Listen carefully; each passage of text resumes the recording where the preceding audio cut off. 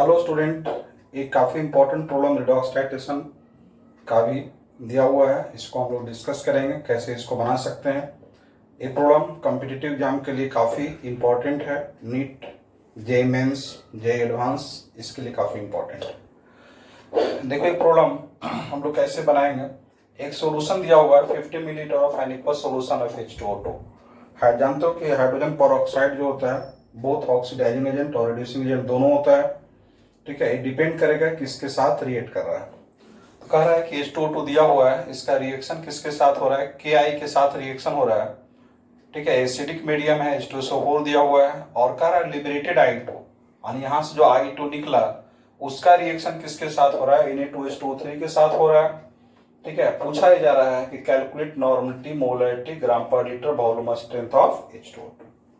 देखो प्रॉब्लम में कोई रिएक्शन रखने का जरूरत नहीं है। Na2H2O3 का रिडॉक्स में काफी पॉपुलर रिएक्शन है, इसको ऑलवेज पता रखना है। I2 का रिएक्शन Na2H2O3 और इसके द्वारा फॉर्मेशन होगा Na2S4O6 और NaRe। ठीक है, तो वैलेंस फैक्टर इसका निकालेंगे। इसका वैलेंस फैक्टर अगर निकालेंगे तो वैलेंस फैक्टर का वैल्यू इसका 1 आएगा और इसका वैलेंस फैक्टर का वैल्यू निकालेंगे तो इसका वैलेंस फैक्टर का वैल्यू 2 आएगा। तो रिडॉक्स टाइटेशन में बैलेंस फैक्टर ऑलवेज निकालने के लिए सब लोग को पता होना चाहिए।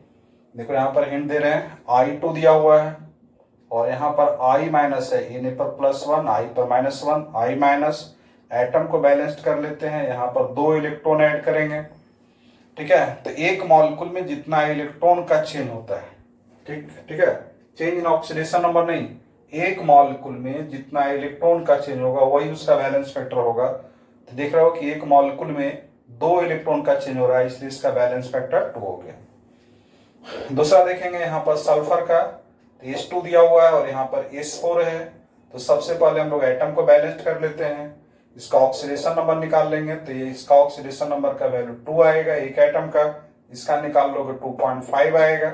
अब यहां से देखोगे +10 पॉजिटिव चार्ज है और एक पर 2 चार्ज है, 4 एटम है तो +8 आएगा। इसका मतलब क्या होगा कि इधर +10 और इधर +8 चार्ज है और यहाँ पर +10 दिया हुआ है। तो यहाँ पर हम लोग क्या करेंगे, 2 इलेक्ट्रॉन ऐड करेंगे। इसका मीन्स क्या होगा कि हम लोग लिख सकते हैं 2Na2S4O6, ये कन्वर्ट हो रहा है Na2S4O6 और इसमें 2 इलेक्ट्रॉन। तो 2 मॉलिक्यूल में 2 इलेक्ट्रॉन का चेंज हो रहा है, एक में एक का चेंज होगा, इसलिए इसका वैलेंस फैक्टर कितना हो गया, it's valence factor is equal to 1। तो प्राइमरी कंडीशन ये है कि वैलेंस फैक्टर हम लोग को पता करना। प्रॉब्लम कैसे निकालेंगे, ये काफी सिंपल है। दूसरा चीज ध्यान देना है कि H2O2 का वैलेंस फैक्टर का वैल्यू ऑलवेज 2 होता है और इसका वॉल्यूम स्ट्रेंथ कैसे निकालते हैं, ओनली फॉर H2O2 अगर नॉर्मलिटी या मोलरिटी पता चल जाए तो। ठीक है, तो ये रिलेशन होता है कि नॉर्मलिटी अगर निकालना हो H2O2 के लिए तो जितना वॉल्यूम स्ट्रेंथ होगा उसमें हम लोग 5.6 से डिवाइड करते हैं। H2O2 के लिए स्पेशल वीडियो बनाया हुआ है, देख सकते हो। ठीक है, तो अभी प्रॉब्लम चालू करते हैं। प्रॉब्लम कैसे बनेगा, इतना बेसिक कॉन्सेप्ट सबको पता होना चाहिए। इसमें अगर ऑक्सीडेशन नंबर में दिक्कत होगा तो प्रॉब्लम नहीं बना सकते हो, इसलिए ऑक्सीडेशन नंबर और ये जो बैलेंस फैक्टर निकालते हैं ये ऑलवेज पता होना चाहिए। अब देखो प्रॉब्लम कैसे बनाएंगे। हमारे पास H2O2 दिया हुआ है, ठीक है, ये रिएक्ट कर रहा है एक्सेस ऑफ KI दिया हुआ है और एक्सेस अमाउंट में दिया हुआ, ध्यान देना है। यहां से I2 मिला और जो I2 मिला ये क्या कर रहा है कि Na2H2O3 के साथ रिएक्ट कर रहा है, बनाएगा क्या, तो Na2S4O6 बनाएगा और NaI बनाएगा। ठीक है, देखो जब भी प्रोडक्ट का फॉर्मेशन होता है तो अकॉर्डिंग टू लिमिटिंग रिएक्टेंट होता है, एक्सेस रिएक्टेंट नहीं होता है। इसका मतलब कि जितना मिली इक्विवेलेंट H2O2 का होगा उतना ही मिली इक्विवेलेंट किसका होगा, I2 का होगा। जितना मिली इक्विवेलेंट H2O2 का उतना ही मिली इक्विवेलेंट किसका हो जाएगा, I2 का हो जाएगा। तो हम लोग यहां पर क्या लिखेंगे, देखो कि मिली इक्विवेलेंट ऑफ H2O2, ध्यान देना, is equal to milli equivalent of I2, लेकिन मिली इक्विवेलेंट ऑफ I2 का कोई डाटा नहीं दिया हुआ है।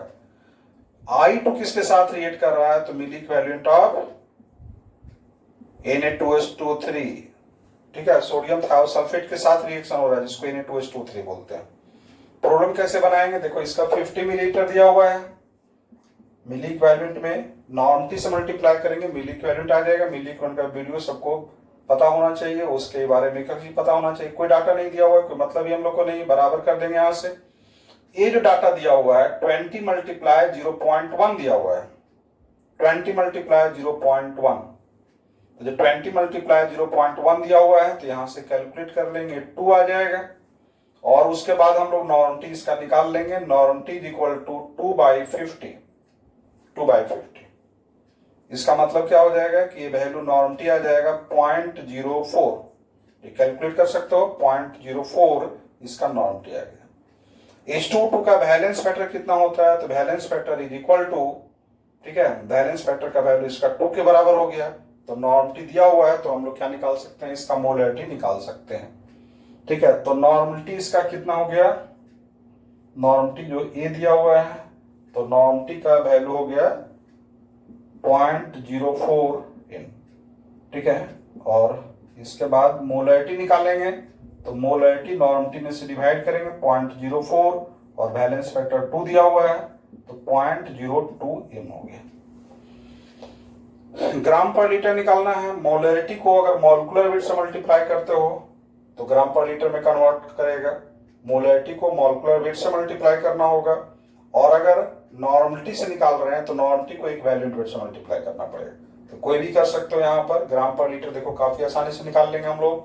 ग्राम पर लीटर निकालना है, नॉर्मलिटी दिया हुआ है तो इसको लिख सकते हो 4 मल्टीप्लाई 10⁻²। और H2O2 का इक्विवेलेंट वेट निकालेंगे 17 आएगा, क्योंकि मॉलिक्यूलर वेट इसका 34 होगा और 34 को 2 से डिवाइड करेंगे, ठीक है, तो 17 हो जाएगा। ये वैल्यू कैलकुलेट कर लेंगे तो 0.68 ये हो जाएगा ग्राम पर लीटर। वॉल्यूम स्ट्रेंथ इसका निकालना है, काफी इंपॉर्टेंट है। H2O2 का वॉल्यूम स्ट्रेंथ पूछा जाता है। तो देखो अभी जस्ट बतलाया, ये काफी इंपॉर्टेंट पॉइंट है कि H2O2 का नॉर्मटी निकालेंगे तो नॉर्मटी वॉल्यूम स्ट्रेंथ दिया हुआ रहेगा तो 5.6 से डिवाइड करते हैं। और अगर हमारे पास वॉल्यूम स्ट्रेंथ निकालना होगा तो जितना नॉर्मटी दिया हुआ है इसको हम लोग 5.6 से मल्टीप्लाई करते हैं।